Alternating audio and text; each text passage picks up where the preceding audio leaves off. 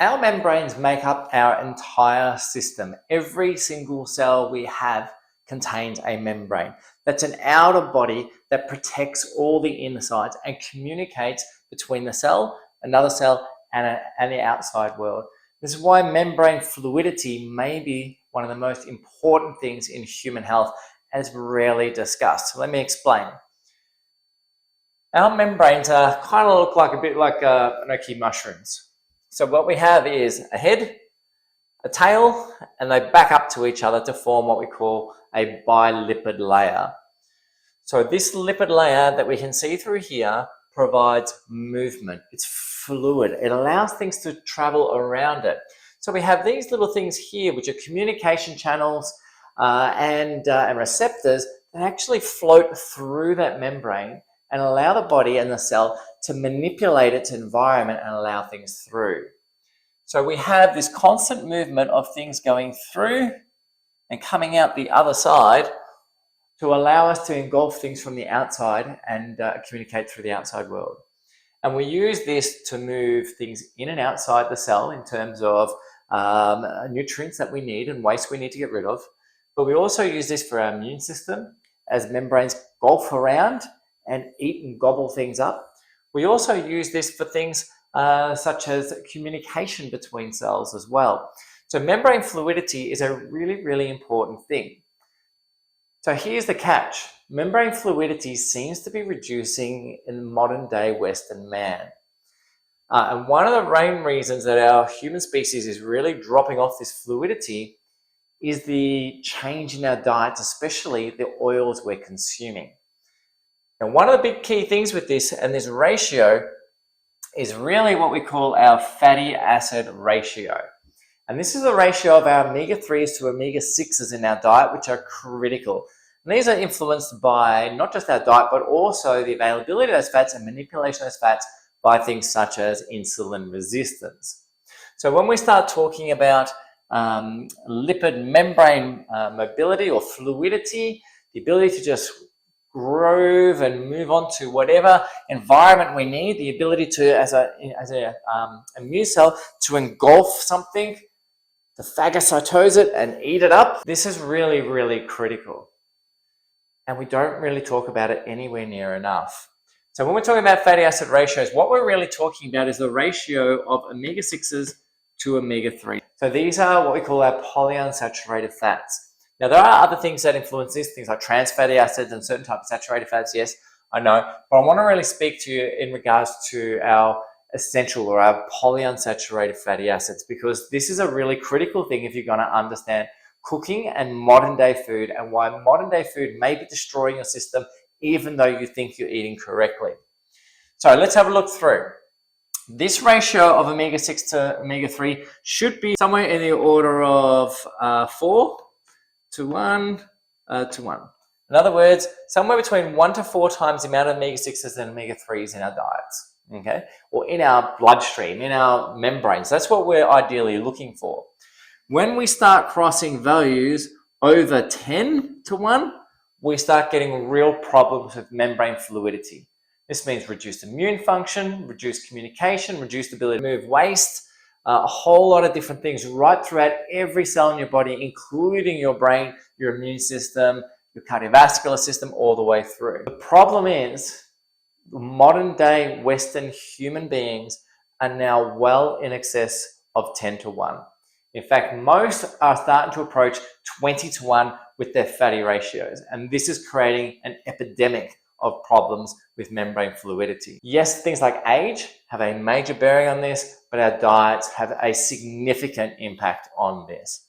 And the main culprits for that are things in our diets called vegetable oils and seed oils. And these are the two really, really big ones that are creating these problems.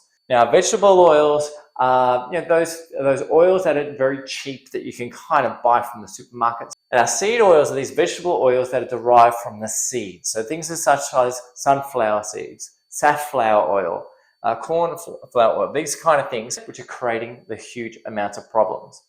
Now, I know what you're thinking. You're saying, well, I don't have any of that stuff in my diet. I only cook with olive oil. We don't use any of those oils in any way, shape, or form. But the reality is, if you buy anything that is pre-fried, anything that has been cooked in any way that you reheat, the chances are it's been cooked in some form of seed oil. So that could be the packet of potato chips that you picked up from the servo on the way on a holiday. It could be the chicken nuggets that you bought in a frozen pack that were already pre-cooked. All of these kind of things are going to be cooked in seed oil. Even probably the popcorn that you bought from the movies is most likely going to be cooked in seed oils. And all of these things are elevating our ratios of omega-6s to omega-3s and destroying, not one, not two, every single cellular membrane you have in the human body is losing its ability to communicate, to take in the nutrients it needs, and to remove waste products effectively because you're screwing up the ratio of good quality fats. It's a critical aspect of every single thing within the human being structure and function, physiology, neurology, that we have good membrane health. So what can we do if you are backwards like this? Well, to start with, you can do what's called an essential fatty acid test. So this is a little finger prick test that you can get done, which will actually break these fats down and give you a good understanding of what your ratios are. If you're coming back higher than 4 to 1, really you need to be looking at this. If we're going back higher than 10 to 1, you have a real problem and you have to really address this. The way we can really address this is to increase the number of omega-3s in our diet and reduce those seed oil content. The best way you can do that is by reducing packaging food. That's the number one way. Pre-cooked food. Anywhere you go out, when you go out for dinner, most likely they're going to be cooked in seed oils. These are the things we need to be concerned about in most places. So the richest source of omega-3 we have on the planet, the absolute killer of everything, is flaxseed oil.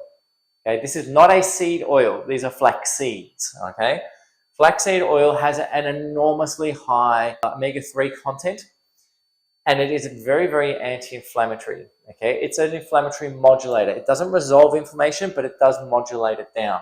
Fish oil, especially the DHA component of it, switches off inflammatory production. Okay, it actually turns it off. So it's a different kind of concept.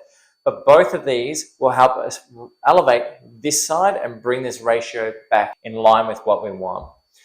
So this is membrane fluidity. This is a really critical, important aspect of every single thing that you do every day. I hope now you start understanding that these seed oils and these pre-cooked foods are a massive problem that needs to be resolved.